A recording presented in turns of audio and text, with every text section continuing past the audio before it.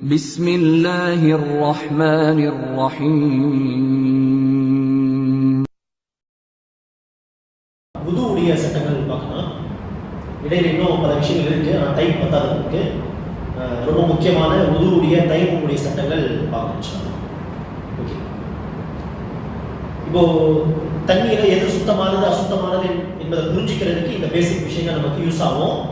அப்போ அசுத்தம் தண்ணீரை எதுவும் இல்லை அப்படின்னா தண்ணி சுத்தமானது. அந்த தண்ணியை கொண்டு இப்போ நம்ம சுத்தம் அடைகிற ஒரு ஸ்டேஜ்க்கு வரதாவது உது செய்கிறது அப்படின்னு சொல்லி வரும்பொழுது உதுவுடைய சட்டங்கள் என்ன என்பதை பார்க்கலாம். ஃபர்ஸ்ட் உதுவுடைய சிறப்புகள் என்ன?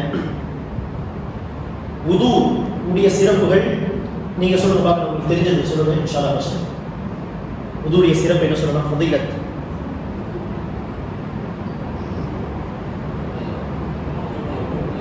உதுவுடைய உறுப்புகள் பிரகாசிக்கும். நாளை மறுமை நாளில் பிரகாசிக்கும். நபி ஸல்லல்லாஹு அலைஹி வஸல்லம் சொன்னாங்க, நான் என்னுடைய சகோதரர்களை பார்க்கணும்னு ஆசைப்படுறேன். சஹாபா கேட்டாங்க, நாங்க சகோதரர்கள் இல்லையா? வரஸ்னா இஹ்வானக. ரசூல் சொன்னாங்க, இல்லை, நீங்க என்னுடைய தோழர்கள். என்னுடைய சகோதரர்கள் யாருன்னா அவங்க இன்னும் வரல. அவங்க நான் போன பிறகு என்னை பார்க்காமலே நம்பிக்கை கொள்பவர்கள். சரி, அப்படி இருக்கும் பொழுது யாரும் சொன்னா, நீங்க போன பிறகு வரக்கூடிய அந்த சகோதரனை நீங்க எப்படி கண்டுபிடிப்பீங்க அப்படின்னு சொல்லி கேட்டதுக்கு ரசூல் சொன்னாங்க, உதுவின் பகுதிகள் பிரகாசிப்பதை கொண்டு நான் என்னுடைய சகோதரனை கண்டுபிடிப்பேன். அப்ப நபி ஸல்லல்லாஹு அலைஹி வஸல்லம் ஹதீஸ்ல தனியாவும் சொல்லியிருக்காங்க, உர்ரம் முஹஜ்ஜலீன மின் ஆசாரில் உது. நாளை மறுமை நாளில் என்னுடைய உம்மத்து உதுவுடைய பகுதிகள் முகம் கை கால் பிரகாசிக்கும் நிலையில் வருவார்கள் அப்படின்ட்டு உது காரணமாக. இது ஒரு சிறப்பு. இன்னொரு சிறப்பு, பாவங்கள் மன்னிக்கப்படும். ஆனால் அந்த பாவங்கள் என்பதை நம்ம என்ன செய்யணும்? சிறு பாவங்கள் அப்படிதான் புரிஞ்சுக்கணும். உது செஞ்சா உதுவுடைய பகுதிகள் தண்ணி விழும் பொழுது பாவங்களும் சேர்ந்து விழுந்துரும் அப்படின்னு நபி ஸல்லல்லாஹு அலைஹி வஸல்லம் சொல்லியிருக்காங்க. சரி, இந்த ஹதீஸ் சொல்லும் பொழுது ஒரு சட்டம் ஞாபகம் வருது. என்னன்னா, ஃபர்ஸ்ட் நம்ம சுத்தமான தண்ணி அசுத்தமான தண்ணி என்னன்னு டிஸ்கஸ் பண்ணோம்ல, அதுல ஒரு விடயம் என்ன இருக்கு அப்படின்னா, யூஸ் பண்ண தண்ணி. இப்போ முகத்தை வாஷ் பண்ணணும், கையை வாஷ் பண்ணணும், கீழே பக்கெட் வச்சிருக்கோம். ஃபார் எக்ஸாம்பிள், டேப்பை திறந்து நம்ம வாஷ் பண்ணிட்டு அந்த தண்ணி வாஷ் பண்ண தண்ணி அந்த பக்கெட்ல போய் விழுது. பக்கெட்ல விழுந்து அந்த தண்ணியை எடுத்து யூஸ் பண்ணலாமா? மறுபடியும் யூஸ் பண்ணலாமா? அது காலை கழுவுறது ஃபார் எக்ஸாம்பிள், அதை எடுத்து மறுபடியும் முகத்தை கழுவுறதுக்கு ஒரு மாதிரி எடுக்கலாம். ஆனால் காலை கழுவ நம்ம எடுத்து கடைசியா முடிக்கும் பொழுது யூஸ் பண்ணலாம். அது யூஸ் பண்ண தண்ணி ஆக்சுவலி முகத்தை கழுவி கீழே விழுந்துருக்கு, கையை வாஷ் பண்ணது கீழே விழுந்துருக்கு பக்கெட்ல. லாஸ்டா அந்த தண்ணி எடுத்து இங்க கால்களை வாஷ் பண்ணிட்டு வந்துடலாம் தாராளமா. யூஸ் பண்ண தண்ணி என்ன கிடையாது, அசுத்தமான தண்ணி இல்லை, அதுவும் நார்மல் தண்ணி தான். மறுபடியும் எடுத்து நீங்க யூஸ் பண்ணிக்கலாம். சில பேர் என்ன சொல்லுவாங்க, இல்லை அது அசுத்தமான தண்ணி. எப்படி அது அசுத்தம் சொல்றீங்கன்னு கேட்டா, ரசூல் சொல்லியிருக்காங்க, உது செய்யும் பொழுது தண்ணியோடு பாவங்கள் சேர்ந்து விழுந்துரும். அப்போ பாவங்கள் கலந்த தண்ணி அது, அப்போ அசுத்தமான தண்ணி சொல்லுவாங்க. இப்படி புரிஞ்சுக்கிறது கரெக்டா? இப்படி புரிஞ்சுக்கிறது கரெக்ட்னா, தண்ணியில் அந்த பாவங்கள் மிக்ஸ் ஆகிறது முன்னாடி எங்க இருந்துச்சு? முகத்துல கை கால தான் இருந்துச்சு. அப்போ நாமெல்லாம் எல்லா நிலையிலும் அசுத்தமாகவே இருக்கணும் ஆகிடும் இல்லையா? உது செஞ்ச பிறகு ஏதோ பாவம் செஞ்சோன்னா முகத்துல எதுவும் அசுத்தம் ஒட்டிருச்சு அப்படியாயிரும். அப்படிலாம் கிடையாது. கண்ணுக்கு தெரியாத அசுத்தம். ஏற்கனவே சொன்னல, கண்ணுக்கு தெரியாத அசுத்தம், அதை கிளீன் பண்றதுக்கு ஈமான், கண்ணுக்கு தெரியாத ஈமான் நம்பிக்கை, அதை கொண்டு தான் சுத்தம் செய்யும். அங்க தண்ணிக்கெல்லாம் கனெக்ஷன் இல்லை. சொல்ல புரியுதா? ஓகே. அப்போ உதுவுடைய இன்னொரு சட்டம் சொன்னோம், சிறு பாவங்கள் மன்னிக்கப்படும். இன்னொரு சிறப்பு இருக்கு உதுவுக்கு. ஒன்று பிரகாசிக்கிறது, ரெண்டு சிறு பாவங்கள் மன்னிக்கப்படுவது. அடுத்து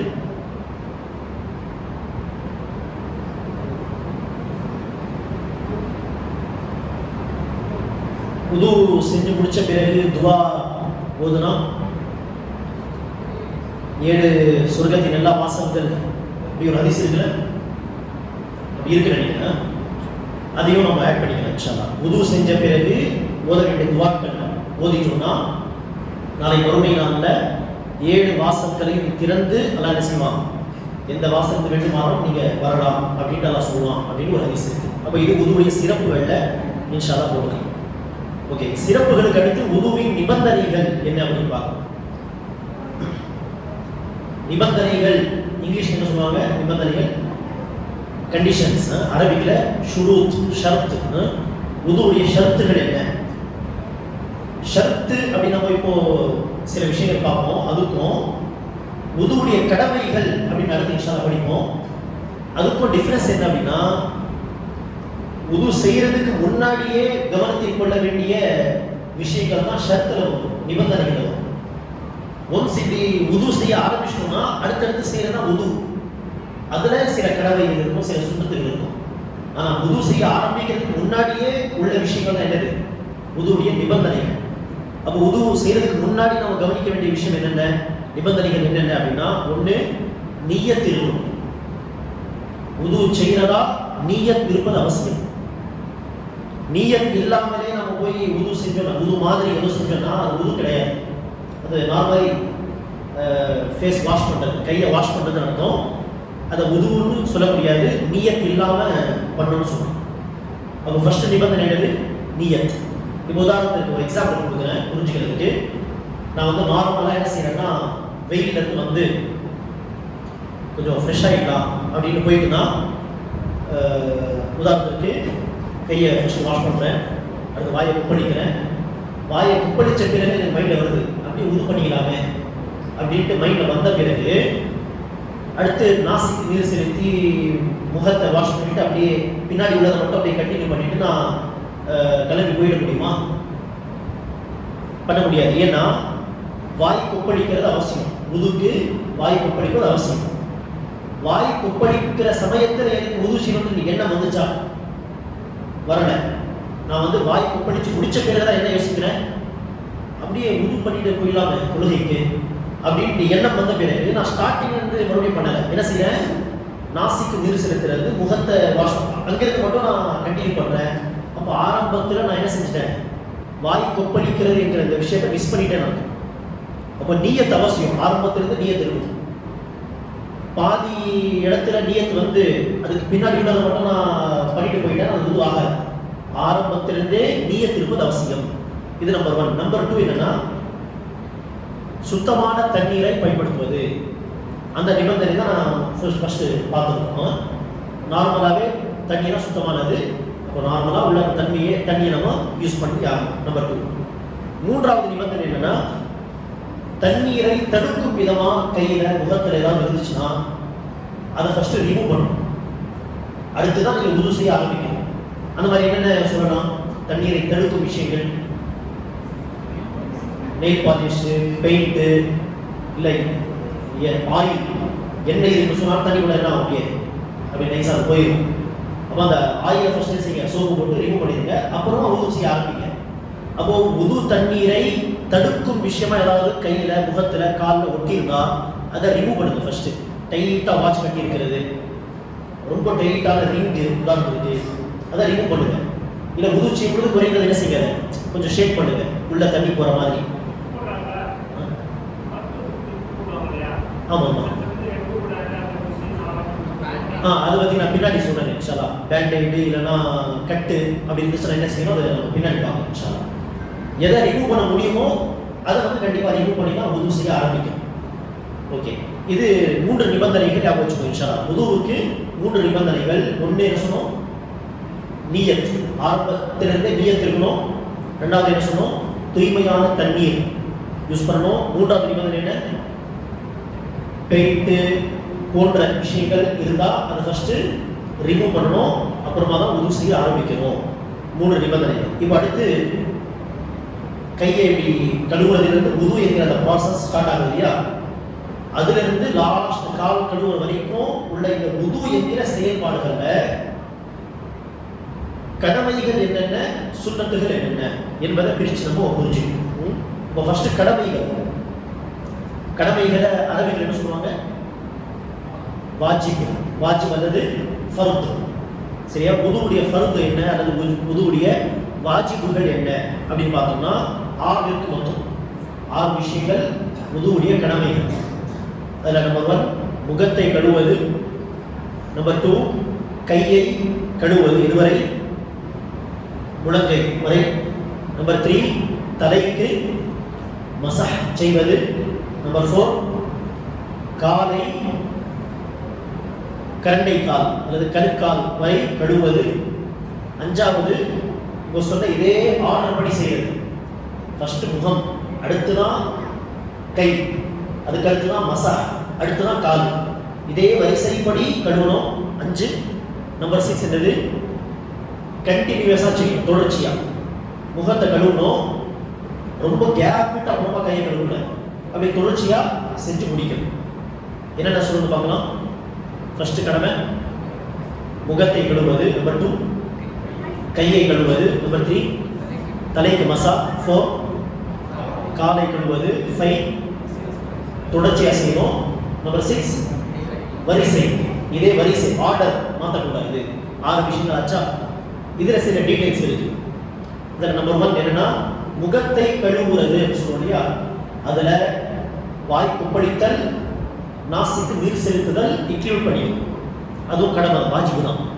சரி, அதை தனி வாஜிப் மாதிரி சொல்லாம முகத்தை கழுவுறது அதுலயும் இன்க்ளூட் ஆகிடும். ஏன் அதையும் நம்ம சேர்த்துக்கணும் அப்படின்னா, நபி ஸல்லல்லாஹு அலைஹி வஸல்லம் ஹதீஸ்ல ஃபர்ஸ்ட் ஆஃப் ஆல் நமக்கு என்ன சொல்லியிருக்காங்கன்னா, வுது செஞ்சா வாயை கொப்பளிக்கன்னு ரசூலுடைய கட்டளை இருக்கு. இதா தவத்தத ஃபமத்மித், நீ வுது செய்தால் வாயை கொப்பளி, ரசூலுடைய கட்டளை. அவர் ரசூலுடைய கட்டளை எப்படி எடுத்துக்கணும்? ஃபர்ஸ்ட் வாஜிப் தான் எடுத்துக்கணும். அப்போ ரசூலுடைய கட்டளை இருக்கு. நாசிக்கு நீர் செலுத்துறது ரசூலுடைய கட்டளை இருக்கு. இதா தவத்த அஹதுக்கும் ஃபல்யஸ்தக்ஃபிர் அப்படின்னு ரசூலுல்லாஹி ஸல்லல்லாஹு அலைஹி வஸல்லம் கட்டளை இருக்காங்க. அண்ட் ரசூல் ஸல்லல்லாஹு அலைஹி வஸல்லம் வுது செஞ்சதை சஹாபாக்கள் நமக்கு அறிவிச்சிருக்காங்க இல்லையா. அப்படி நிறைய ஹதீஸ்கள் இருக்கு, 40-50 ஹதீஸ் இருக்கு. உதாரணத்துக்கு எல்லா ஹதீஸும் எடுத்து படிச்சோம்னா அதுல எங்கேயாவது நபி ஸல்லல்லாஹு அலைஹி வஸல்லம் வாய் கொப்பளிக்காம உசு பண்ணிருக்காங்களா தேடி பார்த்தோம்னா நமக்கு அப்படி கிடைக்காது. ஒவ்வொரு வுது தொடர்பான ஹதீஸ்லயும் கண்டிப்பா என்ன வரும்? முகத்தை கழுவினார்னு சொல்ற மாதிரி வாய் கொப்பளித்தார், நாசிக்கு நீர் செலுத்தினார், அதுவும் கண்டிப்பா வரும். அது இல்லாம எந்த ஒரு ஹதீஸும் இருக்காது. அப்ப என்ன அர்த்தம்? வாய் கொப்பளிக்கிறது வாஜிப். சரி, மிஸ்வாக் செய்யறது, முகத்தை கழுவுறது மிஸ்வாக் செய்யறது இன்க்ளூட் பண்ணணுமா? வாஜிப்ல பண்ணக்கூடாது, அது சுன்னத்து.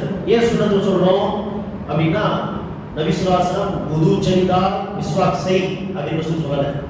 சரி, ரசூலுடைய செயல் ரீதியான ஹதீஸ் வுது செஞ்சதா வந்து இல்லையா, அப்படி ஒரு 40-50 ஹதீஸ் இருக்கு, வேற வேற ஹதீஸ். அப்படி எடுத்து படிச்சுட்டே போனா அதுல ஒரு 20 ஹதீஸ்ல என்ன வரும்?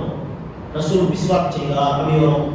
நிறைய ஹதீஸ் என்ன வராது, மிஸ்வாக் செய்தா வராது. அப்ப என்ன அர்த்தம்? ரசூலே வுது செய்யும் பொழுது சம்டைம்ஸ் மிஸ்வாக் செய்வாங்க, சம்டைம்ஸ் செய்ய மாட்டாங்க.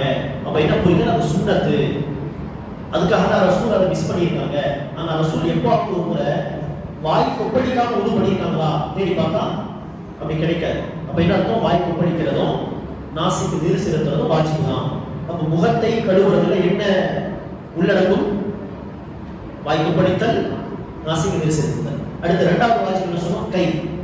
கை கழுவுறது முழங்கை வரைக்கும், இதுல முறை இல்லை. 3வது கடமை தலைக்கு மசாஜ் செய்தல். தலைக்கு மசாஜ் செய்யறதுல எது உள்ளடங்கும்? காதுக்கு. இப்போ தலை இருக்கு, இதுல முகத்துடைய சட்டம் என்னது? மசாஜ் செய்யறதா கழுவுறதா? கழுவுறது. தலைக்குள்ள சட்டம் என்னது? மசாஜ் செய்யறது. நடுவுல காது இருக்கு, இப்போ காதை கழுவணுமா இல்ல மசாஜ் செய்யணுமான்னு கேட்டா ரசூல் சொன்னாங்க, அல்-உதுனானி மினர் ரக்ஸி, காதுகள் தலையை சார்ந்தது, முகத்தை ஃபேஸ் சார்ந்தது இல்ல, தலையை சார்ந்தது அப்படின்னு சொன்னாங்க. அப்ப என்ன அர்த்தம்? காதை கழுவுறதை போட்டு தலைக்கு மசாஜ் செய்யற மாதிரி காதுக்கு மசாஜ் செய்வோம். அப்ப காது தலையை சார்ந்ததுன்னு சொன்ன பிறகு தலைக்கு மசாஜ் செய்யுங்கள் நல்லா சொல்றாங்கல்ல, அதுல என்ன ஆட்டோமேட்டிக்கா உள்ள இருக்கும்? காதுக்கு. அப்ப தலைக்கு மசாஜ் செஞ்சுட்டு காலை கழுவிட்டு நம்ம போயிட முடியாது. கண்டிப்பா தலைக்கு மசாஜ் செஞ்ச பிறகு என்ன செய்யணும்? காதுக்கும் மசாஜ் செய்யணும். இதையும் ரசூல் ஸ்கிப் பண்ணதா எந்த ஒரு ஹதீஸும் இல்ல. தலைக்கு மசாஜ் செய்தா, காதுகளுக்கு மசாஜ் செய்தா, ஒவ்வொரு ஹதீஸும் இதுதான் வரும். அப்போ காதுகளுக்கும் மசாஜ் கண்டிப்பா செய்யணும், அதை மிஸ் பண்ணவே கூடாது. சரி, ஒரு தடவை, ரொம்ப ரேரா 3 தடவை பண்ணலாம் இன்ஷாஅல்லாஹ். ஆனா நார்மலி ரசூல் 1 தடவை பண்ணிருக்காங்க. ஒரே ஒரு ஹதீஸ் உஸ்மான் பின் அஃபான் அறிவிக்கிற ஒரு ஹதீஸ்ல தலைக்கும் 3 தடவை மசாஜ் செஞ்ச மாதிரி ஒரு செய்தி இருக்கு. ஆனா அந்த ரேர் கேஸ் மாதிரி வச்சுக்கணும். சரி, நான்காவது கடமை காலை கழுவுதல், கரண்டை கால் வரை. அதுல ஒன்றும் இல்லை. அதுல சம்டைம்ஸ் என்ன செய்யணும்னா, 2 விரலுக்கு மத்தியில தண்ணி போகலையோ, குறிப்பா 2வது 3வது விரல் மத்தியில தண்ணி போகலையோ அப்படின்னு ஒரு சம்டைம்ஸ் மனசுல ஒரு இது வரும். அப்படி ஏதாவது பயந்தீங்கன்னா அப்ப கண்டிப்பா என்ன செய்யணும், விரல்களுக்கு மத்தியில் விரலை விட்டு கோதி கழுவணும். அந்த டைம்ல மட்டும் தண்ணி போயிருச்சு அப்படின்னு நம்பிக்கை இருந்தால் அது வாஜிப் இல்லை, கோதி கழுவுறது. அது அரபிக்கிற ஹிலால் சொல்லுவாங்க, ஹிலால் செய்யணும், விரல்களுக்கு மத்தியில் விரலை விட்டு கழுவுறது. ஓகே, 5வது கடமைன்னு சொன்னோம். இதே வரிசை மீன்ஸ் என்னது, ஃபர்ஸ்ட் முகம், அடுத்து கை கழுவுறது, அடுத்து தலைக்கு மசாஜ் செய்யறது, அடுத்து கால் கழுவுறது. சரி, வரிசையை மாற்றக்கூடாதுன்னு சொல்றாங்க அறிஞர்கள். இதையும் வாஜிப்பு, வரிசை மாற்றி பண்றது என்ன இருக்கு அப்படின்னு கேட்டா, குர்ஆன்ல வந்து அல்லாஹ் என்ன சொல்றாங்க வுது பத்தி, இதா குந்தும் இலா ஸலாத்தி, நீங்க தொழுகைக்காக புறப்பட்டா என்ன செய்யுங்க, ஃபக்ஸிலு வுஜூஹக்கும், முகத்தை கழுவுங்கள், வ ஐதியக்கும் இலல் மராஃபிக், முழங்கை வரை கைகளை கழுவுங்கள், வம்சஹு பிருஊசிக்கும், தலைக்கு மசாஜ் செய்யுங்கள், வ அர்ஜுலக்கும் இலல் கஅபைன், கரண்டை கால் வரை கால்களை கழுவுங்கள். அல்லாஹ் எப்படி சொல்லியிருக்கிறான், கழுவுறத ஃபர்ஸ்ட் சொல்லி முடிச்சிட்டு, எப்படி முகத்தை கழுவுங்கள், முகத்தை கையை காலை கழுவுங்கள். 4வது தலைக்கு மசாஜ் செய்யுங்கள் சொல்லியிருக்கலாம்ல. ஆனா அல்லாஹ் வந்து கழுவ வேண்டிய 2 விஷயத்தை சொல்லிட்டு, கழுவ வேண்டிய லாஸ்ட் விஷயத்துக்கு நடுவில் தலை மசாஜ் செய்யுங்கன்னா அல்லாஹ் வந்து இதே வரிசைப்படி தான் செய்யணும்னு விரும்புறான் அப்படின்னு. இது ஒன்னாச்சா. 2வது என்னன்னா, அகைன் ரசூல் செஞ்ச உது பத்தி ஹதீஸ் இருக்குல்ல, 30-40 ஹதீஸ் 50 ஹதீஸ், அதை படிச்சு பாருங்க. எங்கேயாவது ரசூல் வந்து கையை முழங்கை வரை கழுவினார், பிறகு 3 தடவை முகத்தை கழுவினார், அடுத்து தலைக்கு மசாஜ் செய்தார், வரிசை மாறி இருந்திருக்கா செக் பண்ணி பார்த்தோம்னா எங்குமே அப்படி ஹதீஸ் கிடையாது. எந்த ஹதீஸ் எடுத்தால் எப்படி வரும், வாய்க்கு படித்தார், நாசிக்கு நீர் செலுத்தினார், முகத்தை கழுவினார், கையை கழுவினார், மசாஜ் செய்தார், காலை கழுவினார், இதே ஆர்டர் தான். எந்த ஹதீஸ்ல சிங்கிள் ஹதீஸ்லயும் ரசூல் அந்த ஆர்டரை சேஞ்ச் பண்ணி வுது செஞ்சதா பார்க்க முடியாது. அப்ப என்ன அர்த்தம், வுதுவுடைய அந்த வரிசையை என்ன செய்யக்கூடாது, மாற்றக்கூடாது. சரி, மறந்து மாற்றி செஞ்சுட்டா என்ன செய்யணும், உதாரணத்துக்கு முகத்தை கழுவிட்டேன், முகத்தை கழுவுன பிறகு நீங்க வாய்க்கு அது பிரச்சனை இல்லை, எல்லாம் ஒரே விஷயம் தானே. ஃபர்ஸ்ட் வாய்க்கு படிங்க, அப்புறம் முகத்தை கழுவுங்க, முகத்தை கழுவிங்க, அப்புறமா வாய்க்கு படிங்க. முதல்ல முகம் ஃபர்ஸ்ட், அடுத்து கையை கழுவணும், அடுத்து காலை கழுவிங்க, மறந்து மசாஜ் செய்ய மறந்து, 3வதா நான் காலை கழுவிட்டேன், காலை கழுவுன பிறகு மைண்ட்ல வருது மசாஜ் செய்யலையே அப்படின்னு இப்ப நான் என்ன செய்யணும், தலைக்கு மசாஜ் செய்யணும், மசாஜ் செஞ்ச பிறகு அகைன் காலை கழுவணும். அப்படி செஞ்சா வரிசை கரெக்ட் ஆயிடுச்சு. நடுவில் நான் காலை கழுவுனது அது உதுல வராது, அது இதை ஸ்டார்ட் பண்ண மாதிரி உதுல வராது. மறுபடியும் ஸ்டார்டிங் பண்ண தேவையில்லை, எங்க வரிசை மாறுதோ அங்க இருந்து அப்படியே கண்டினியூ பண்ணுங்க. சரியா? சரி, 6வது கடமை சொன்னோம், தொடர்ச்சியா செய்யறது. தொடர்ச்சியா செய்யறதுன்னா என்ன, எப்படி அதை புரிஞ்சுக்கிறது அப்படின்னா, ஒரு பகுதியை கழுவி அடுத்த பகுதியை கழுவுறதுக்கு நடுவுல எவ்வளவு கேப் விடக்கூடாதுன்னா, கடைசியா கழுவுன பகுதி காஞ்சு போற அளவுக்கு கேப் விடக்கூடாது. சரியா? அந்த அளவுக்கு நீங்க கேப் விடலைன்னா நீங்க அப்படியே கண்டினியூ பண்ணாம இருக்கும். அதுக்கு உதாரணம், வுது செய்யற, முகத்தை நான் கழுவி கையை கழுவிட்டு இருக்கும்போது ஃபோன் கால் வருது. நம்ம என்ன அவசரமா அப்படி எடுத்து பார்த்து கொஞ்ச நேரம் அப்படி பேசுறேன், பேசி நான் ஃபோன் வச்சு வந்து பார்க்குறேன், கை வந்து லைட்டாக ஈரமாக இருக்கு, அங்கே கொஞ்சம் லைட்டாக ஈரமாக இருக்குன்னா நான் இப்போ என்ன செய்யலாம், அடுத்து தலைக்கு மசாஜ் பண்ணிட்டு காலுக்கு மசாஜ் பண்ணிட்டு காலை கழுவிட்டு போயிடலாம். நான் கையை கழுவிட்டு இருக்கும் பொழுது, கையை கழுவி முடிக்கும் பொழுது கால் வருது, எடுத்து நான் பேசிட்டு என்ன விசாரிச்சுட்டு ஃபோனை வச்சுட்டு வந்து பார்க்குறேன், எல்லாம் காஞ்சிருச்சு. இப்போ என்ன செய்ய முடியாது, அடுத்து மசாஜ் செய்ய நம்ம கண்டினியூ பண்ண முடியாது. நான் அகைன் ஆரம்பத்திலிருந்து வுது செய்யணும். இதுதான் என்னது, தொடர்ச்சி என்பதற்கு பொருள். அப்போ எத்தனை கடமைகள் சொல்லியிருக்கோம், 6 கடமைகள். ஞாபகம் இன்ஷா அல்லாஹ். அப்போ 6 கடமைகள் அப்படின்னு சொல்லும் பொழுது என்ன புரிஞ்சுக்கணும், வாய் கொப்பளிக்கிறதோ, நாசிக்கு நீர் செலுத்துறதோ, முகத்தை கழுவுவது, கையை கழுவுவது, தலைக்கு காலுக்கு மசாஜ் செய்வது, காலை கழுவுவது, இது தொடர்ச்சி, வரிசை மாறுறது. இதுல ஏதாவது ஒண்ணு மிஸ் பண்ணாலும் வுது சேராது. அந்த வுது வச்சு அடுத்து தொழுறதும் தப்பு. அப்போ இதுல மிஸ்டேக்கை பண்ணக்கூடாதுன்னு ரொம்ப இதுல கவனமா இருக்கும். சரி, இப்போ வுதுல நம்ம என்னென்ன சொல்லலையோ அத்தனை விஷயங்கள் என்னது, வுதுவுடைய சுன்னத்துகள் என்னென்ன சொல்லல பார்க்க நீங்களே சொல்லுங்க பார்க்கலாம். ஸ்டார்டிங்ல கழுவுற இந்த மணிக்கட்டு வரைக்கும் கழுவுறது நம்ம சொல்லலை. அப்போ அது என்னது? சுன்னத். சில ஹதீஸ்ல நான் சரி புகாரில படிச்ச மாதிரி ஞாபகம் இருக்கு. டைரக்டா வாய்க்கு ஒப்படைத்தா அங்கிருந்து ஸ்டார்ட் ஆகுது ஹதீஸ். ஸ்டார்டிங் என்ன வரல, இது கைகளை மணிக்கட்டு வரை கழுவுனார் என்கிற வாக்கு இல்லை அதுல. இப்போ அது சுன்னத்து. சரியா? வேற என்ன சொல்லலாம் இந்த லிஸ்ட்ல? வாஜிபுடைய லிஸ்ட்ல ஆரம்பத்தில் பிஸ்மில்லா சொல்றது. அதில் சில அறிஞர்கள் வாஜிப் சொல்றாங்க, சில அறிஞர்கள் சுன்னத்து சொல்றாங்க. அது சுன்னா என்பதுதான் இன்ஷா சிறந்த கருத்து. யாராவது பிஸ்மில்லா சொன்னா மறந்து புது செஞ்சாலும் அவங்க அகைன் ரிப்பீட் பண்ண தேவையில்லை, அவங்க போயிடலாம் இன்ஷா அல்லாஹ். ஓகே, பிஸ்மில்லான்னு சொல்றது, கையை மணிக்கட்டு வரைக்கும் கழுவுறது, வேற என்ன மிஸ் பண்ணியிருக்கோம்?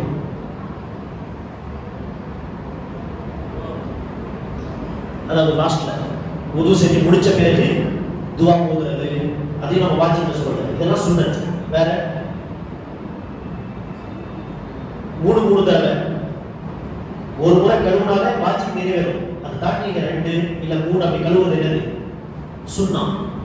சொல்லணும்னா இன்னும் அக்யூரேட்டா சொல்றதா இருந்தா மாத்தி மாத்தி பண்றதுதான் சுன்னா. சம்டைம்ஸ் 3 தடவை கழுவுங்க, சம்டைம்ஸ் சிங்கிள் ஒரு முறை கழுவி வந்துருங்க, அதுவும் சுன்னத் தான். சஹீஹ் புகாரி நீங்க எடுத்து பார்த்தீங்கன்னா சஹீஹ் புகாரியுடைய வுது என்கிற தனி தலைப்புல அநேகமா ஒரு இது இருக்கு, டாபிக் இருக்கு. அதுல நீங்க பார்த்தீங்கன்னா இமாம் புகாரி தலைப்பை போட்டிருப்பாங்க, முத்தலைப்பு. ஒரு முறை கழுவுவது, 2 முறை கழுவுவது, 3 முறை கழுவுவது அப்படின்னு தனி டாபிக் போட்டிருப்பாங்க.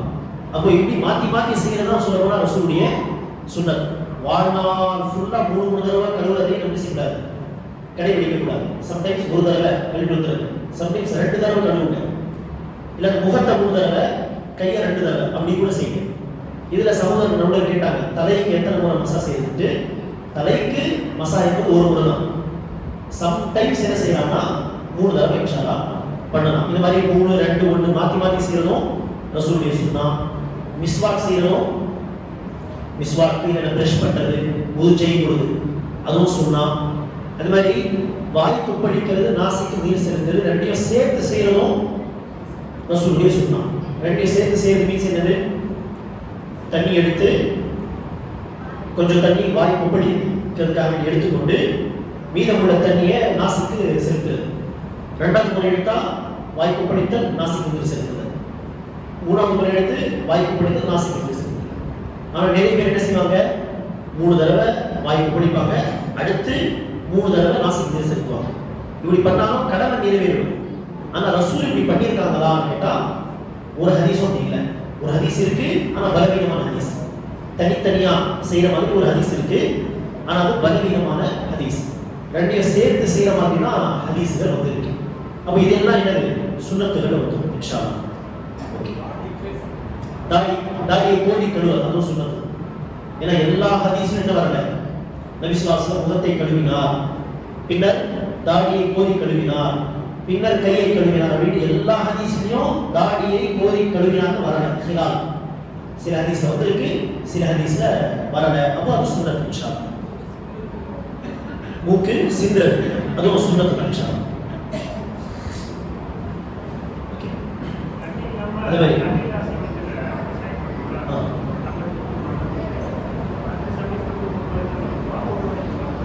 இது தைமும் சிங்கிள் தான்.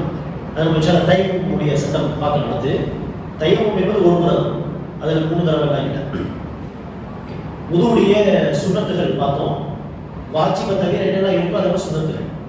சில பேர் சுன்னத்துல இல்லாத விஷயங்களை உதுவை செய்வாங்க. அது என்னது? பிதஅத்துகள். அதை செய்யக்கூடாது. அதுல என்ன சொல்லலாம்? ஹதீஸ்ல அது வரவே இல்லை. அது வாஜிபும் சொல்லக்கூடாது, சுன்னத்தும் சொல்லக்கூடாது. சொல்லலாம் அது பிதஅத். அதை உதுவா நினைச்சு நீங்க செஞ்சீங்கன்னா பாவம், நன்மை கிடைக்காது, உள்டா பாவம் தான் கிடைக்கும். அதுல என்ன வரும்? தலைக்கு காதுக்கு மசாஜ் செய்யறது வாஜிபு. அதுக்கு பேர் என்ன செய்வாங்க? சில பேர் இப்படி இது என்னது? பிடரியா, பிடரிக்கு மசாஜ் செய்வாங்க. இது என்னது? பிதஅத். எந்த ஒரு ஆதாரபூர்வமான ஹதீஸ்லயும் ரசூல் பிடரிக்கு மசாஜ் செஞ்சாங்கன்னு வரல. எப்படி வந்திருக்குன்னா தலைக்கு மசாஜ் செய்வாங்க இல்லையா, அதுல ஒரு சுன்னத் என்னது? நெத்தியிலிருந்து ஆரம்பிச்சு பிடரி வரை கொண்டு போய் கையை அகைன் ரிட்டர்ன் வரும். இது ஆண்களுக்கு, அதுவும் முடி கம்மியா இருக்கிறவங்களுக்கு. முடி அதிகமாக இருக்கும்போது ரசூல் வந்து இப்படி கொண்டு போய் விட்டுருவாங்க, ரிட்டர்ன் கொண்டு வர மாட்டாங்க. அப்போ பெண்களுக்கு எது சுண்ணத் அப்படின்னா நெத்தியிலிருந்து ஆரம்பிச்சு பிடரி வரைக்கும் கையை கொண்டு போய் அப்படி விட்டுரும். சரியா? முடி கம்மியா இருக்கிற ஆண்கள் அவங்க என்ன செய்யணும், ரசூல் முடி கம்மியா இருக்கிற டைம்ல என்ன செய்வாங்க, ரசூல் பெருசா வளர்ப்பாங்க. சம்டைம்ஸ் ஷார்ட்டா வைப்பாங்க. ஷார்ட்டா இருக்கும் பொழுது பிடரியிலிருந்து நெத்தியிலிருந்து பிடரி வரை கொண்டு போய் அகைன் ஆரம்பித்த இடத்துக்கே 2 கையை ரிட்டர்ன் கொண்டு வருவாங்க அப்படி இருக்கு. அப்போ அந்த மாதிரி பண்ணும்போது பிடரி வந்து கவர் ஆகுது. அது தனியா வந்து இப்படி புறங்கையை வச்சு செய்யறது இது பிதஅத்தான ஒன்று. அது மாதிரி உதுவுடைய பிதஅத்துகள்ல வேற என்ன இருக்கு, மக்கள் பரவலா செய்யறது நடுநடுன்னு துவா செய்வாங்க. முகத்தலிமான ஒரு துவா, அடுத்து முழங்கையும் கைகள் அது ஒரு துவா, தலைக்கு மசாஜ் செஞ்ச பேர் ஒரு துவா, தனித்தனி துவா அதெல்லாம் கிடையாது. ஆரம்பத்தில் பிஸ்மில்லா செஞ்சு முடிச்ச பிறகு ஷஹாதா அண்ட் அல்லாஹும்ம ஜஅல்னி மினத் தவாபீன் வ ஜஅல்னி மினல் முத்தஹஹிரீன். அந்த ஷஹாதா சொல்லும் பொழுது சில பேர் விரலை உயர்த்துவாங்க, ஏகத்துவத்தை சுட்டி காட்டுற மாதிரி அப்படி விரலை உயர்த்துவாங்க. அப்படியும் செய்யக்கூடாது, அதுவும் ஹதீஸ்ல வரல. உரை நிகழ்த்தும் பொழுது ரசூல் உயர்த்துவாங்க. உரை நிகழ்த்தும் பொழுது மிம்பர்ல ஷஹாதா சொல்லும் பொழுது விரலை காமிப்பாங்க, சுட்டி காமிப்பாங்க. ஆனா உதுவுக்கு பிறகு அப்படி செஞ்சதா ஹதீஸ் இல்லை. அப்போ இதெல்லாம் உதுவுடைய சில பிதஅத்துகள் பரவலா செய்யறது. சில பேர் அந்த பிடரி மசாஜ் செஞ்ச பிறகு அப்படின்ட்டு கட்டை வீரல் நகத்தை வந்து முத்தமிட்டு கடலில் தடையுவாங்க. மேபி அந்த டைம்ல ஏதாவது ஒரு துவா பிதஅத்தான துவா வச்சிருப்பாங்க இல்லையா, அதுல முகமது வார்த்தை ஏதாவது வருதா தெரியல, முகமது வார்த்தை தான் அப்படி பண்ணுவாங்க. இதெல்லாம் பிதஅத்தான விஷயம். இது செஞ்சா நன்மை கிடைக்க போவதில்லை, வந்து செஞ்சு பாவத்தை தான் சம்பாதிக்கணும். ரசூல் செய்யாத ஒரு விஷயத்தை மார்க்கமா நினைச்சு செய்யறது தப்பு. சரி, அடுத்ததா உதுவை முறிக்கக்கூடிய காரியங்கள் என்ன, இதை புரிஞ்சுக்கணும். இதுல பாத்தீங்கன்னா இஷ்டத்துக்கு மக்கள் வந்து பெரிய லிஸ்ட் 20-30 விஷயம் வச்சிருக்கிறாங்க. உதுவை முறிக்கக்கூடிய காரியங்கள் அப்படின்னு ஒரு பெரிய லிஸ்ட். ஒரு வாரம் முன்னாடி நான் ஒரு மதரசால பாடம் நடத்துறேன். அங்க வந்து ஒரு ஆசிரியை பணிக்காக வேண்டி ஒருத்தவங்க வந்தாங்க இன்டர்வியூக்கு. நான் அவங்க கிட்ட கேட்கிறேன், உதுவை முறிக்கக்கூடிய காரியங்கள் என்ன சொல்லுங்க. இன்டர்வியூல நான் கேள்வி கேட்டதுக்கு அவங்க சொல்றாங்க, வீண் பேச்சு பேசுறது. சரி, வேற என்ன சொல்லுங்க சொன்னா வேற எதுவும் சொன்னாங்க. வீண் பேச்சு பேசுறது, அப்புறமா சிரிக்கிறது அப்படின்னு சொன்னாங்க. சரி, வேற ஏதாவதுன்னா இல்ல தெரியல. எது இல்லையோ அது சொல்றாங்க, எது இருக்கோ அதை சொல்லவே இல்லை. அப்போ வீண் பேச்சு பேசுறதுனால உது முடியுமா? வீண் பேச்சு பேசுறது தப்பு. சரி, பொய் பேசுறது, அந்த வீண் பேச்சையும் தாண்டி பொய் பேசுறது ஹராம். ஆனா பொய் பேசுறதுனால உது டேமேஜ் ஆகுமா? புறம் பேசுறது ஹராம், சந்தேகமே இல்லை. ஆனா புறம் பேசுவதால் உது முடியுமா? முடியாது. அப்போ பாவத்தை உதுவோடு நம்ம கொண்டு வந்து கனெக்ட் பண்ண தேவையில்லை. சரி, அது வந்து அறியாமை. பாவம் செஞ்சா உது போயிடும் அப்படி நினைக்கிறது நம்முடைய அறியாமை. உதுவை முறிக்கக்கூடிய காரியங்கள் என்னெல்லாம் இருக்கோ அதுல ஒண்ணுமே பாவம் கிடையாது இல்லையா? மலஜலம் கிடைக்கிறது பாவமா? அது நம்முடைய தேவை. ஆனா செஞ்சா உது முறிச்சிடும் இல்லையா? தூங்குறது பாவமா? ஆனா ஆழ்ந்த தூக்கம் என்ன செய்யுது? உது முறிக்குது. அப்போ உதுவை முறிக்கக்கூடிய காரியங்கள்ல ஒண்ணுமே பாவம் கிடையாது. ஆக்சுவலி எல்லாமே ஹலாலான விஷயங்கள். அப்போ பாவம் செஞ்சா உது முறிஞ்சிடும் அப்படின்னு நினைச்சுக்கிட்டு பொய் பேசினா உது போயிடும், புறம் பேசினா உது போயிடும், பாவம் செஞ்சா உது போயிடும், வீண் பேச்சு பேசினா போயிடும் அப்படின்ட்டு என்ன செய்யறாங்க? லிஸ்ட்டை அப்படியே பெருசாக்குறாங்க இஷ்டத்துக்கு. அதெல்லாம் கிடையாது. ஹதீஸ்ல ரசூல் உதுவை முறிக்கக்கூடிய காரியங்கள் அப்படின்னு எதெல்லாம் சொல்லியிருக்காங்களோ அதை ஷார்ட்டா சிம்பிளா சொல்றதா இருந்தா 4 விஷயம் தான். 4 விஷயங்கள். அதை நல்லா மனசுல பதிய வச்சுக்கணும்னா அந்த 4ல வராத எதுவுமே உது முறிக்காது. அவ்வளவுதான், சிம்பிள். அவர் எவ்வளவு பெரிய விஷயத்தை மக்கள் சொன்னாலும் சரி. அந்த 4 விஷயங்கள் என்ன? நம்பர் 1, மனிதனுடைய 2 துவாரங்கள் வழியா எது வெளியேறினாலும் உது போயிடும். சிம்பிளா 2 துவாரங்கள் வழியா எது வெளியேறினாலும் அது என்னென்ன வரும்?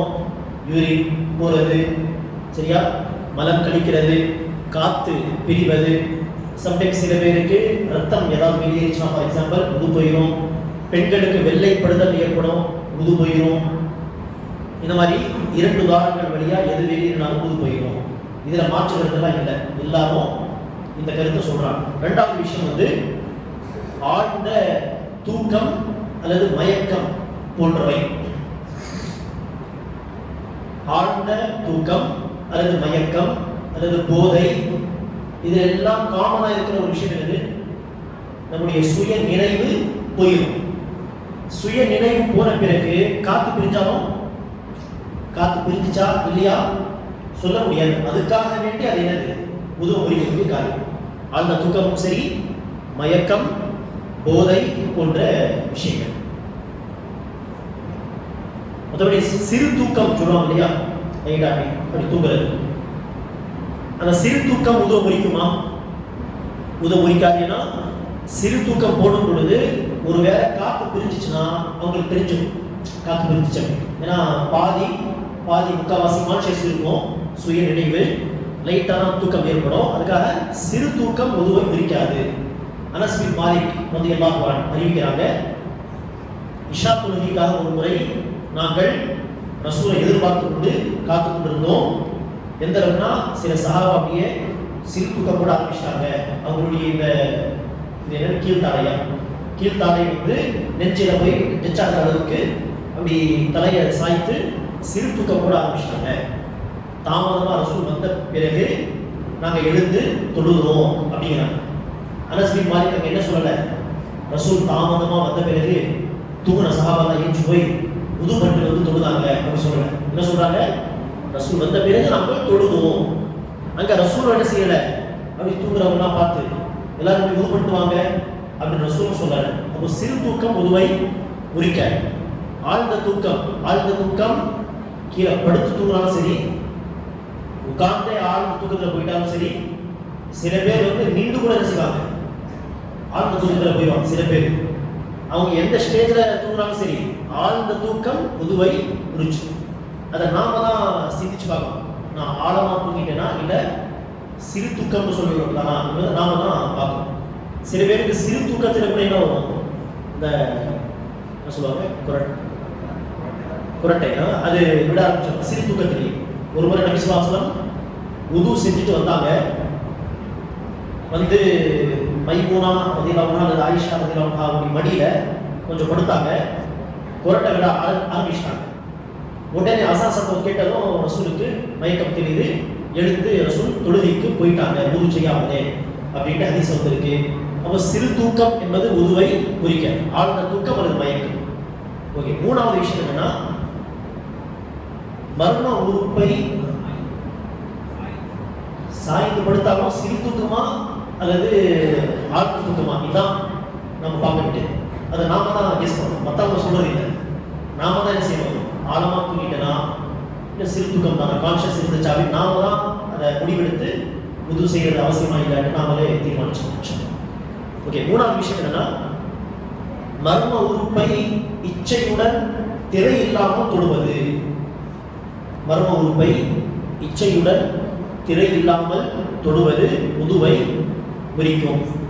இதுல 2 விதமான ஹதீஸ் இருக்கு. உது அபத்த தொட்டா பிரைவேட் பாட்டை உது போகுமா இல்லையா, 2 விதமான ஹதீஸ் இருக்கு. அதுல ஒரு ஹதீஸ் வந்து உது செய்ய தேவையில்லை அப்படிங்கிற மாதிரி.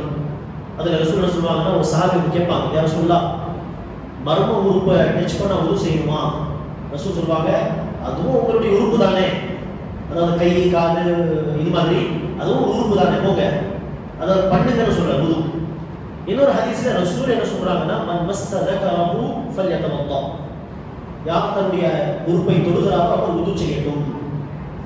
அப்ப 2 சேர்த்து நாம எப்படி புரிஞ்சுக்கணும்னா, இப்னு உஸைமீன் அறிஞர் சொல்வாரு, இச்சையோடு டைரக்டா டச் பண்ணாலும் உது போகும், இச்சை இல்லாம டைரக்டா டச் பண்ணாலும் பிரச்சனை இல்லை, இல்லை ட்ரெஸ்ஸுக்கு மேல இருந்து டச் பண்ணா உது செய்ய தேவையில்லை, இச்சையோடு டச் பண்ணலாம்.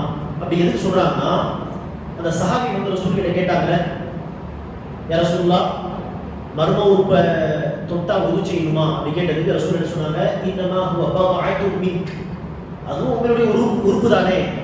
அப்போ மற்ற உறுப்புகளை யாரும் இச்சையோடு டச் பண்றது இல்லை, கை காது முகத்தை. அப்போ கை கால் முகத்தை மற்ற உறுப்புகளை டச் பண்ற மாதிரி அபத்தையும் இச்சை இல்லாம டச் பண்ணா உது செய்ய தேவையில்லை. அது மற்ற உறுப்புகள் மாதிரி. ஆனா இச்சையோடு டச் பண்ணும் பொழுதுதான் மற்ற உறுப்புகளுக்கும் அந்த உறுப்புக்கு என்ன ஆகுது, வித்தியாசம் வருது. அப்ப அந்த டைம்ல மட்டும் என்னது உது அவசியம்.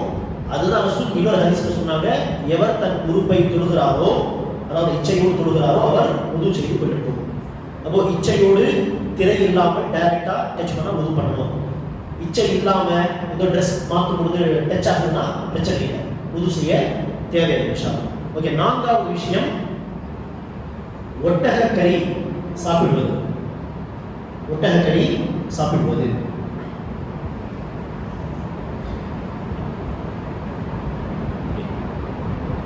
நபி ஸல்லல்லாஹு அலைஹி வஸல்லம் கிட்ட சஹாபா கேட்கறாங்க, ஆட்டுக்கறி சாப்பிட்டா உது செய்யணுமா யா ரசூலல்லாஹ்? ரசூல் சொன்னாங்க, விரும்பினா செஞ்சுக்கோங்க, உங்க விருப்பம். ஒட்டகக்கறி சாப்பிட்டா கேட்டா பண்ணுங்க, உது செய்யுங்க அப்படின்னு சொன்னாங்க. அப்போ ஆட்டுக்கறி சாப்பிட்டா உது செய்யணுமா கேட்கும்போது ரசூல் உங்க விருப்பம் அப்படி சொன்ன நபி, ஒட்டகக்கறி சாப்பிட்டா உது செய்யுமான்னு கேட்கும்போது மட்டும் உங்க விருப்பம்னு சொல்லாம செய்யுங்க, உது பண்ணுங்க அப்படின்னு சொன்னாங்க. அந்த அடிப்படையில் உது செய்வது கடமை. அப்போ இங்கே பாருங்க, ஒட்டகக்கறி சாப்பிடுறது ஹலால் தான், ஆனா உது கடமை. அப்போ ஹராமான விஷயத்துக்கு பாவத்துக்கும் உதுக்கும் கனெக்ஷன் கிடையாது. இப்போ பாவம் செஞ்சா உது போயிடும் அப்படின்னு நினைக்கிறது தப்பு. இந்த 4 விஷயங்கள் இருக்கு. இந்த 4 விஷயத்தை தவிர தொழுகையில சத்தமா சிரிச்சாலோ சரியா, அல்லது உது செஞ்ச பிறகு ட்ரெஸ் சேஞ்ச் பண்ணாலோ, இல்ல வீண் பேச்சு பேசினாலோ, ஏதோ ஒரு பாவம் செஞ்சாலோ உது முறியாது. பாவம் என்பது பாவம், அது அடுத்த விஷயம். ஆனா உது முறியாது என்பது புரிஞ்சிக்க வேண்டிய ஒரு விஷயம். சரி, இது உது தொடர்பான சில அடிப்படை சட்டங்கள். உதுக்கு அடுத்ததா குளிப்பு தொடர்பாக ரொம்ப ஷார்ட்டா சொல்றதா, எந்தெந்த காரியங்கள்ல குளிப்பு கடமையாகும் அப்படின்னா, முதலாவது விஷயம் கணவன் மனைவி ஒன்று சேர்ந்தால் குளிப்பு கடமையாகும். கணவன் மனைவி ஒன்று சேரும் பொழுது விந்து வெளிப்படாவிட்டாலும் சரியே உது கடமை தான், இது குளிப்பு கடமை தான். அது சில நொடிகளுக்கு சில வினாடிகளுக்கு சேர்ந்தாலும் சரி, விந்து வெளியேறாவிட்டாலும் குளிப்பு கடமை. இரண்டாவது விந்து வெளியேறுதல், அதுக்கு என்ன காரணமா இருந்தாலும் சரி, விந்து வெளியேறிச்சுன்னா குளிப்பு கடமை. மூன்றாவது பெண்கள் தன்னுடைய இரத்தப்போக்கிற்கு சுத்தம் அடைந்து விட்டார். இந்த 3 தான் குளிப்பை கடமையாகக்கூடிய விஷயம். இதில் 4வது இறந்து போனவங்களை நம்ம சேர்த்துக்கலாம். இறந்து விட்டால் குளிப்பு கடமை, அதை மற்றவங்க என்ன செய்யணும், குளிப்பாட்டி அந்த கடமையை நிறைவேற்றணும். மற்றபடி இறந்து போன பேர் அந்த மையத்து மீது என்னது குளிப்பு கடமையாகுது. அப்போ இந்த 4 விஷயங்கள் தான் என்னது ரொம்ப தெளிவானது. மற்ற விஷயத்துலலாம் கருத்து வேறுபாடு அப்படிலாம் இருக்கு, அதை நம்ம இன்க்ளூட் பண்ண தேவையில்லை. 4 விஷயம். 1 கணவன் மனைவி ஒன்று சேர்ந்தா, நம்பர் 2 விந்து வெளிப்பட்டா ஆணுக்கோ அல்லது பெண்ணுக்கோ, 3 பெண்களுக்கு இரத்தப்போக்கு நின்று விட்டால் அடுத்து குளிச்சுட்டு தொழுவது அவசியம், 4 மையத்து மீது இறந்து போன பிறகு மையத்து மீது குளிப்பு கடமையாகும். இதுல 4வது விஷயத்துல ஷஹீதுக்கு மட்டும் இடம் இருக்கு, விதி விலக்கு. ஷஹீதை என்ன செய்யக்கூடாது, குளிப்பாட்ட கூடாது. இது குளிப்பை கடமையாக்கக்கூடிய காரியங்கள். சரி, குளிக்கிற வழிமுறை என்ன அப்படி பார்த்தா, எப்படி உதுக்கு ஒரு வழிமுறை நம்ம பார்த்தோம், இந்த வாஜிபு இது சுண்ணத்தை விட்டு, அந்த மாதிரி குளிப்புல இருக்கு, வாஜிபு இருக்கு, சுண்ணத்துன்னு ஒரு பகுதி இருக்கு. வாஜிப் என்ன அப்படின்னா 3 விஷயம் வாஜிப். 1 நியத், நியத்து அவசியம். நம்பர் 2 வாய் கொப்பளித்தல், நாசுக்கு நீர் செலுத்துதல். நம்பர் 2.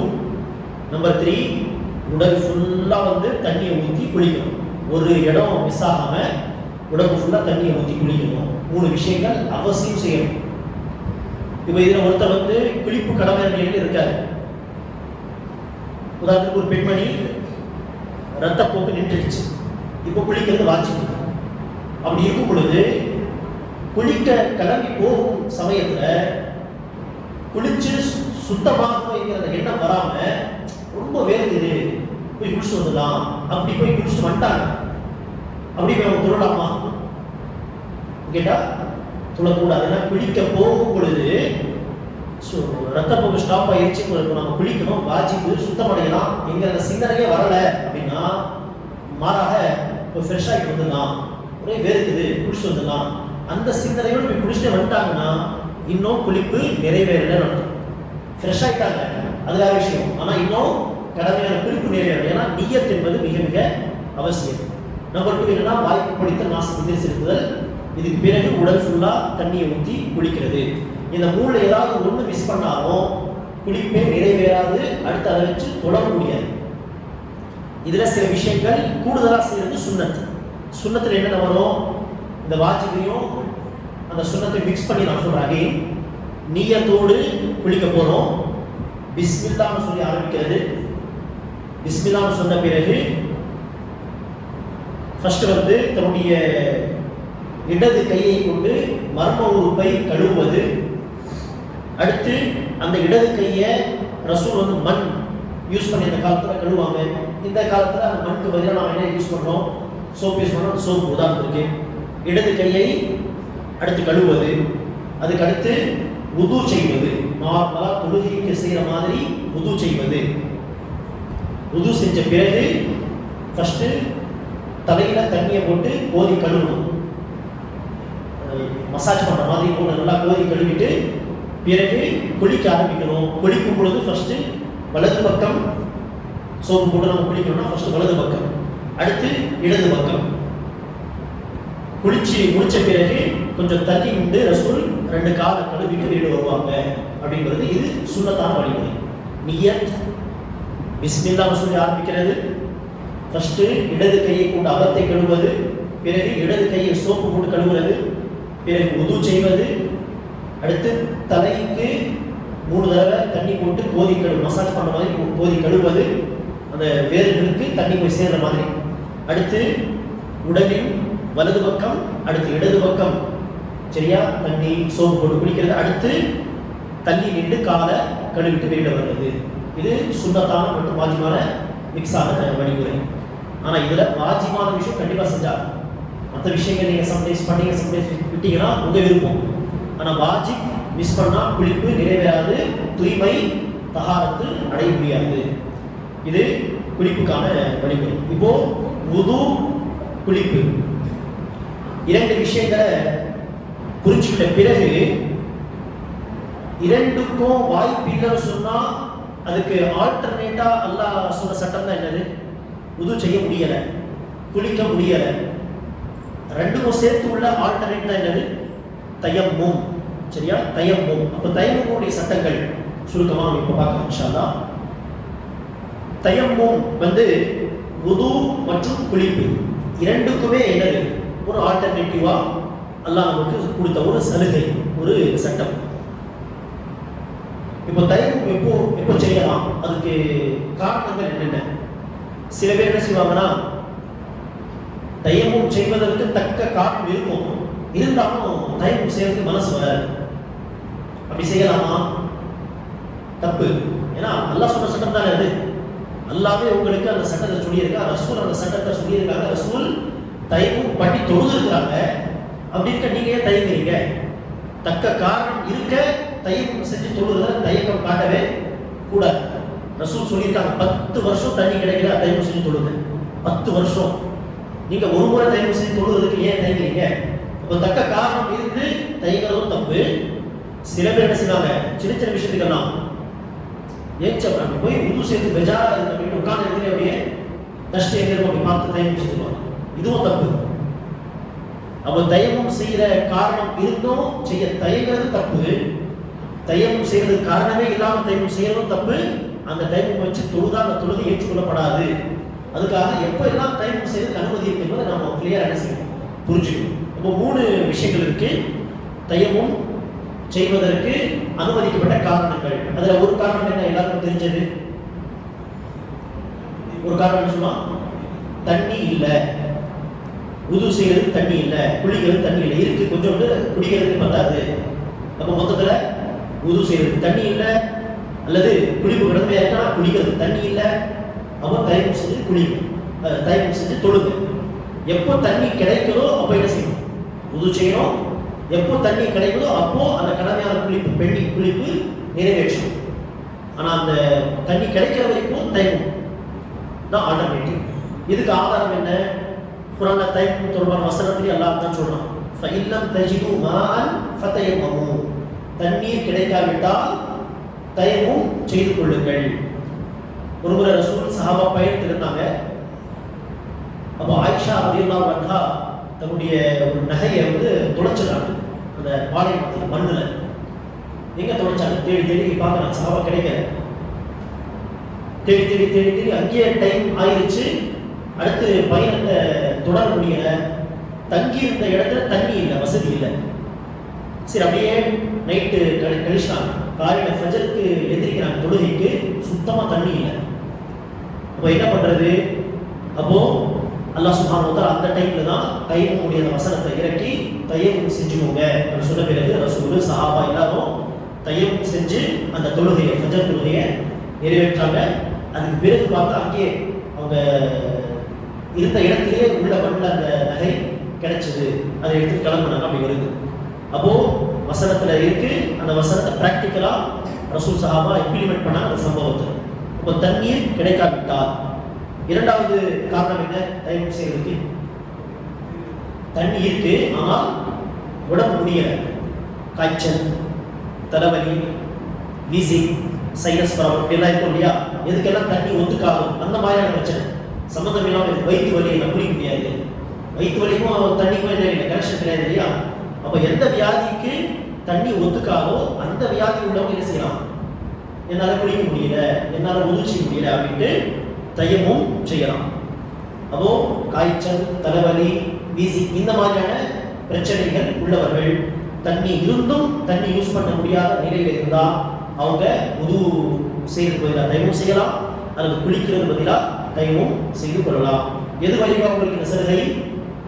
அவங்க பெட்டர் ஃபீல் பண்ண வரைக்கும். எப்போ இப்போ நான் உதவு செஞ்சா ஒன்றும் இல்லை ஃபீல் பண்ணாங்களோ அப்போ கண்டிப்பாக உதவு செஞ்சாங்க. குளிப்பு கடமையான உதாரணத்திற்கு ரத்தப்போக்கு ஒரு பெண்மணி சுத்தம் அடைச்சிட்டாங்க. ஆனா சுத்தம் அடைஞ்ச அந்த சமயத்துல தலைவலி இருக்கு, அல்லது வீசிங் ப்ராப்ளம் இருக்கு, இது குளிச்சாய்ப்பு அதிகமாக இருக்கும், பயப்படுறாங்க அப்படின்னா தையமும் செஞ்சு தொழுதுலே இருக்கணும். ஒரு 4 நாள் கழிச்சு, உதாரணத்துக்கு 3 நாள் கழிச்சு இப்போ குளிக்கலாம் அப்படின்னு நம்ம ஃபீல் பண்ணாங்கன்னா, பெட்டர் ஃபீல் பண்ணாங்கன்னா அப்போ அந்த கடமையான குளிப்பை நிறைவேற்றி ஆகணும். இது இரண்டாவது காரணம். இந்த இரண்டாவது காரணத்துக்கு ஒரு ஆதாரம் என்ன அப்படின்னா, ஒரு முறை சஹாபாக்கள் ஒரு பயணத்துல இருக்கிறாங்க. அதுல ஒரு சஹாபி அவங்களுக்கு தலையில அல்லது உடம்புல ஏதோ ஒரு பகுதியில காயம் ஏற்பட்டு அடிபட்டு, மேபி அந்த போர்ல ஏற்பட்ட காயமா இருக்கலாம். அந்த காயம் ஆறாம இருக்கு. அந்த நிலையில அவருக்கு குளிப்பு கடமை ஆயிடுது. அவங்க சஹாபா கிட்ட மற்றவங்க கிட்ட கேட்கறாங்க, காயம் இருக்கு ஆனா குளிப்பு கடமை ஆயிடுச்சு, அதனால குளிக்க முடியாது, இப்போ நான் தொழுறதுக்கு வேற ஏதாவது சலுகை இருக்கா? அதுக்கு அந்த நாலேஜ் இல்லாத அந்த சஹாபா என்ன செஞ்சாங்க, இல்லை குளிச்சாகணும் அப்படி சொன்னதும் அவர் பாவம் என்ன செஞ்சாரு, அதை காயத்தோடு தொழுகை மிஸ் பண்ணக்கூடாதுங்கிற பயம் குளிச்சு தொழுதாரு. ஆனால் குளிச்சதுனால அந்த காயம் இன்னும் மோசமா மாறி அந்த நாளோ அல்லது அடுத்த நாளோ 4 மறுநாளோ அப்படின்ட்டு அந்த காயத்தாலேயே வஃபாத் ஆயிட்டார். இப்படி ஒன்று நடந்துச்சு அப்படின்ட்டு திரும்பி வந்த பேர் ரசூலுக்கு சொல்லப்பட்டுச்சு. அப்போ ரசூல் கடுமையா கோவப்பட்டு கதலூஹு கதலஹுமுல்லாஹ், இவர்கள் அநியாயமா அந்த அப்பாவி நபரை தப்பான ஒரு ஃபத்வா கொடுத்து கொண்டுட்டாங்க, அல்லாஹ் இவர்களை நாசமாக்கட்டும் அப்படின்ட்டு ரசூல் கோபத்தில் சபிச்சுட்டாங்க. சபிச்சு சொன்னாங்க, ஷிஃபாஉல் இல்கி அஸ்ஸுஆல், அறியாமை மருந்து என்னது? தெரிஞ்சவங்க கிட்ட கேட்டு தெரிஞ்சுக்கிறது. அறியாமை மருந்து கேள்வி கேட்பது. அவங்களுக்கு தெரியலன்னா அவங்க என்ன செஞ்சிருக்கணும், நமக்கு தெரியல சலுகை இருக்கா என்னன்னு கேட்டு சொல்லிருங்க அப்படின்ட்டு கல்வி உள்ள சஹாபா கிட்ட கேட்டு பதில் சொல்லி, கல்வி இல்லாம பதில் சொல்லி என்ன செஞ்சாங்க, உயிரே போயிருச்சு. அப்போ இந்த சம்பவத்தில் என்ன புரியுது, உடம்பு சரியில்லைங்கிற விஷயத்துல இந்த காயம் அதையும் அவங்க இன்க்ளூட் பண்ணிக்கலாம். காயம் ஏற்பட்டதால் குளிக்க முடியாது இல்லையா? அப்போ அவங்களுக்கு தைமம். சரி, மூன்றாவது காரணம் என்ன? தண்ணி இருக்கு, உடம்பு நல்லா தான் இருக்கு, ஆனா கடுமையான குளிர்காலம், தண்ணி ஐஸ் மாதிரி இருக்கு.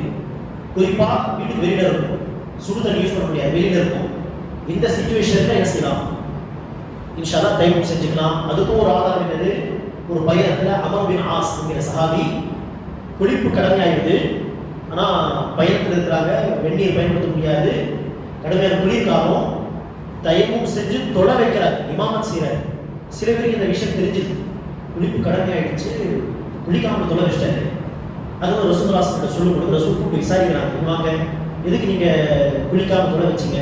இல்லை ரசூலுல்லாஹ் கடுமையான குளிர் காலமாக இருந்துச்சு, அது குளிச்சா எங்கே உயிருக்கு ஏதாவது ஆகிருமோ? அல்லாஹ் சொல்றான், லா துல்கு பி ஐதீக்கும் இல்ல தஹ்லுகா அல்லது லா தக்துலு அன்ஃபுஸக்கும், தன்னைத்தானே மாய்த்துக் கொள்ளாதீர்கள் அல்லாஹ் சொல்றானே, அதுக்கு பயந்து நான் அப்படி பண்ணேன்னு சொன்னதுக்கு ரசூல் சிரிச்சு அவங்கள அனுப்பிட்டாங்க. அப்போ என்ன அர்த்தம்? உடம்பு நல்லா தான் இருக்கு, தண்ணீரும் இருக்கு, ஆனால் தண்ணி ஐஸ் மாதிரி இருக்கு, அதை யூஸ் பண்ணா ஏதாவது ஆகிருமோ அப்படிங்கிற பயம் ஏற்பட்டால் அப்படி செய்யலாம். எங்க ஊர்ல பிராக்டிக்கலாக நடந்த ஒரு சம்பவம். எங்க ஊர்ல குளிர்காலத்துல ஜில்லுன்னு தண்ணியை யூஸ் பண்ணி ஒரு 16-17 வயசு பொண்ணு குளிச்ச உடனே இது வலிப்பு ஏற்பட்டு இறந்துட்டாங்க, வஃபாத்தாயிட்டாங்க. அப்போ இந்த விஷயத்துல மார்க்கம் நமக்கு இது பிராக்டிக்கலான மார்க்கம் இல்லையா? எல்லா நிலைகளிலும் மார்க்கத்துல ஒரு சலுகை, ஒரு சட்டம், அந்த விஷயத்துக்கு ஏற்ப ஒரு ரூல் இருக்கு மார்க்கத்துல என்பதற்கு ஒரு எடுத்துக்காட்டு. இதுல ஒரு பாதிப்பு ஏற்படும் அப்படின்னு ஒரு வாய்ப்பு இருக்கும்போது நல்லா என்ன செய்யணும், நமக்கு சலுகை தான். நம்ம சக்திக்கு மீறி எல்லாம் என்ன செய்ய தேவையில்லை, கஷ்டப்பட்டுலாம் இந்த சட்டங்களை ஃபாலோ பண்ண தேவையில்லை, சலுகையை தான் யூஸ் பண்ணிக்கணும். அப்போ இந்த காரணங்கள் இருந்து தாராளமாக நம்ம டைம் சொல்லி தொடரலாம். காரணம் இல்லாமல் என்ன செய்யக்கூடாது, ஏற்றி போகிறது பெஜாரா இருக்கு, டயர்டா இருக்கு, அதெல்லாம் காரணம் காட்டி நம்ம டைம் செய்யறது தப்பு. சரி, தயமும் எதை கொண்டு செய்யணும்? ஃபர்ஸ்ட் ஆப்ஷன் என்னது? சுத்தமான மண். மண்ணால சுத்தம் தான், ஆனா எங்க மண் இருக்கிற ஏரியால அசுத்தம் இருக்கிற மாதிரி தெரியும், அங்க மட்டும் நீங்க பண்ணக்கூடாது. மற்றபடி எங்க மண் இருந்தாலும் சுத்தமான மண் தான்.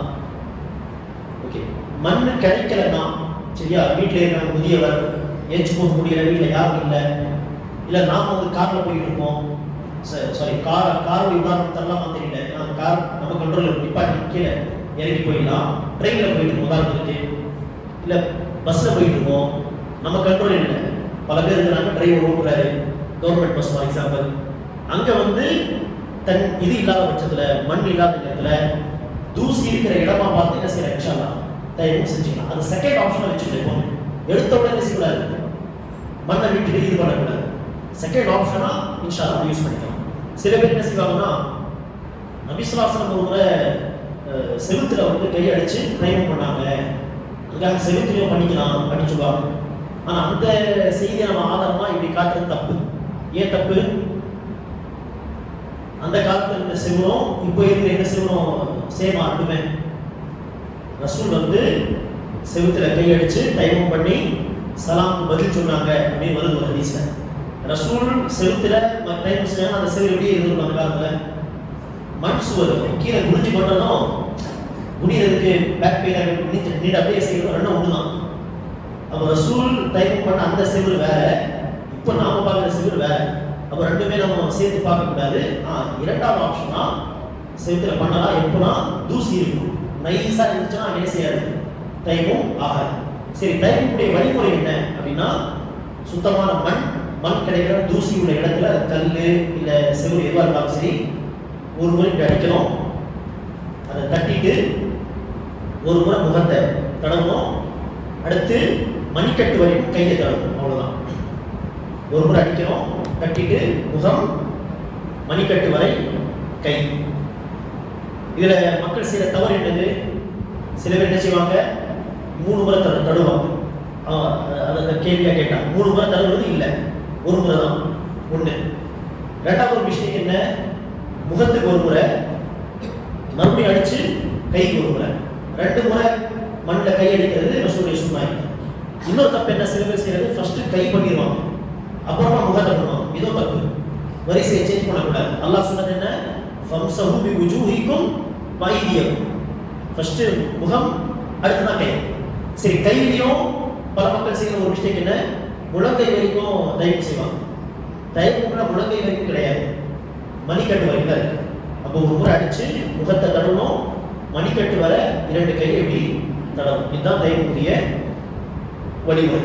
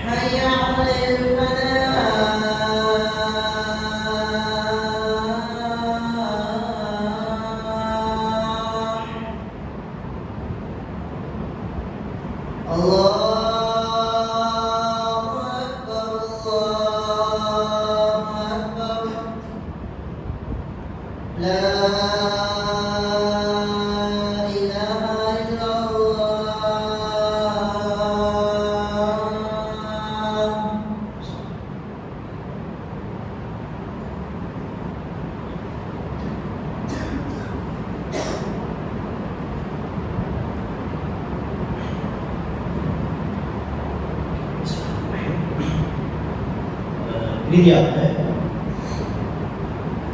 உது செய்வது, இந்த மாதிரி குளிப்பது, இரண்டுக்கும் வாய்ப்பு இல்லை அப்படின்னா தைமம் செய்வது அப்படின்னு பார்த்தோம். இதில் இரண்டுமே கலந்த மாதிரி சில சமயங்கள்லாம் இருக்கும். சில பேர் வந்து உதாரணத்துக்கு ஏதோ அடிபட்டிருக்கு, கட்டு போட்டிருக்காங்க. இப்போ கட்டு போட்டிருக்கும் பொழுது என்ன செய்யறது? இந்த முழுமையாக உதுவும் பண்ண முடியாது, அல்லது உதுவே பண்ண முடியல அப்படின்னு சொல்ல முடியாதுன்னா ஒரு பகுதியில தான் கட்டிருக்கு. அப்படி இருக்கும் பொழுது என்ன தைமம் செஞ்சுக்கலாமா அப்படின்னு சில பேர் கேட்பாங்க. இதுக்கு என்ன பதில் அப்படின்னா, இதில் பல கருத்துக்கள் இருக்கு. அதில் ஒரு கருத்தை நம்ம இன்ஷால்லாஹ் தாராளமாக ஃபாலோ பண்ணிக்கலாம். என்ன அப்படின்னா, கட்டு போட்ட பகுதியில மட்டும் ஈர கையோடு மசாஜ் செஞ்சுக்கிறது, கட்டு இல்லாத பகுதிகளில் நார்மலாக உது பண்ணிக்கிறது. இந்த சட்டத்தோடு இன்ஷால்லாஹ் ஃபாலோ பண்ணிக்கலாம். அப்போ அந்த இதில் தான் அந்த குளுக்கோஸ் ஏற்கனவே பேர் அந்த இது பேண்டேட் இருக்கு. அப்போ நான் எப்படி உது செய்யறதுன்னா, மற்ற பகுதிகளில் நார்மலாக உது செய்யணும். அந்த பேண்டேட் உள்ள அந்த பகுதியில், அந்த கட்டு போட்ட அந்த பகுதியில் மட்டும் ஈர கையோடு மேலே ஒரு முறை லைட்டாக அடுத்தாமல் லைட்டாக தடவுனாலே இன்ஷால்லாஹ் போதுமானது. இதுக்கு டைரக்டாக ஹதீஸ் எல்லாம் ஆதாரம் கிடையாது. ஆனால் இதை எப்படி நம்ம புரிஞ்சுக்கலாம் அப்படின்னா, ஒரு முறை நபிசுவாசம் வந்து தலப்பா கட்டியிருக்கிறாங்க தலையில. ஏன்னா பாலைவனத்தில் உள்ள மனுஷனாங்க தலையில துணியை சுற்றி வைப்பாங்க, அந்த ஹீட்டு அதை விட்டு பாதுகாக்கிறது. அப்படி தலப்பா கட்டியிருக்கும் பொழுது தலைக்கு மசாஜ் செய்யணும்ல. அப்போ ரசூல் எங்க முடி தெரியுதோ அங்க மட்டும் தலை மேல மசாஜ் செஞ்சுட்டு, எங்க தலப்பா இருந்துச்சோ அந்த தலப்பா மேல ரசூல் கையை சுத்துனாங்க, மசாஜ் செஞ்சாங்கன்னு வருது. இப்போ இது ரொம்ப தேவையான ஒரு சலுகையா ரசூல் பண்ணது, அல்லது கட்டு மேல மசாஜ் பண்றது ரொம்ப தேவையான ஒரு சலுகையா?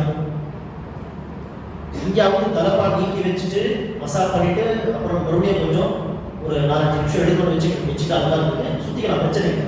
ஆனா இங்க விரும்பினா அந்த கட்டை ரிமூவ் பண்ண முடியாது. அப்போ எதை ரிமூவ் பண்ண முடியுமோ அதையே ரசூல் ரிமூவ் பண்ணாம அந்த சலுகை யூஸ் பண்ண பொழுது ரிமூவ் பண்ண முடியாத ஒரு விஷயத்தின் மீது மசா செய்யறது தப்பே இல்லை. சரியா? சரி, தலப்பா கட்டுறது அது ஆல்ரெடி மசா செய்யற ஒரு சட்டம் தானே, அது கழுவுற சட்டம் இல்லையே. அப்போ தலைக்கு மசா செய்யறதுனா தலப்பா மேல மசா செஞ்சாங்க. ஆனா இது கழுவ வேண்டிய பகுதியாச்சுன்னு சொன்னா இதுக்கும் ஒரு ஆதாரம் என்ன? சாக்ஸ் போட்டா என்ன செய்யலாம்?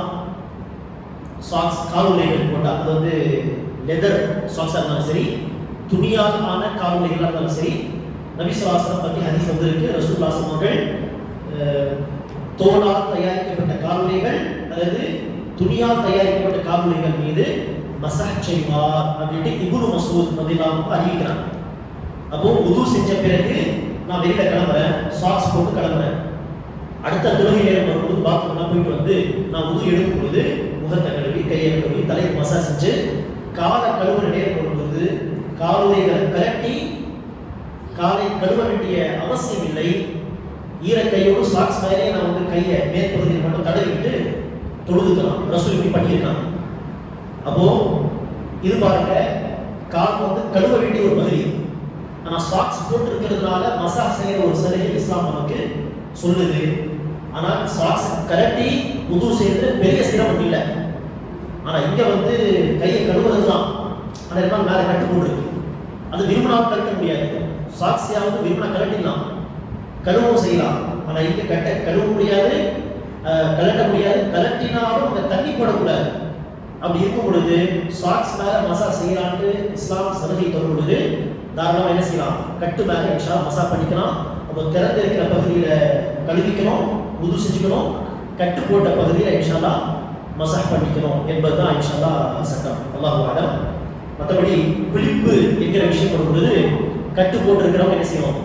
தயமும் செஞ்சு தொட ஆரம்பிச்சிடணும். எப்போ குளிக்க முடியுமோ அப்போ இன்ஷால்லா குளிச்சுக்கணும். அல்லாஹ்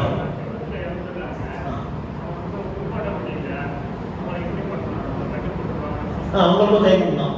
எப்படி உயிரோடு இருக்கிறவங்களுக்கு wudu செய்ய முடியல, குளிக்க முடியலன்னா தயக்கம் இருக்கும், அந்த மாதிரி இறந்து போனவங்களுக்கும் குளிப்பாட்ட முடியாத ஒரு நிலையில ஒரு மையத்து இருக்காங்க, ஜனாசா இருக்குது அப்படின்னா அவங்களையும் தயக்கம் செய்ய வைக்கணும். தயக்கம் செஞ்சுட்டா அந்த குளிப்பு அவ்வளோதான்.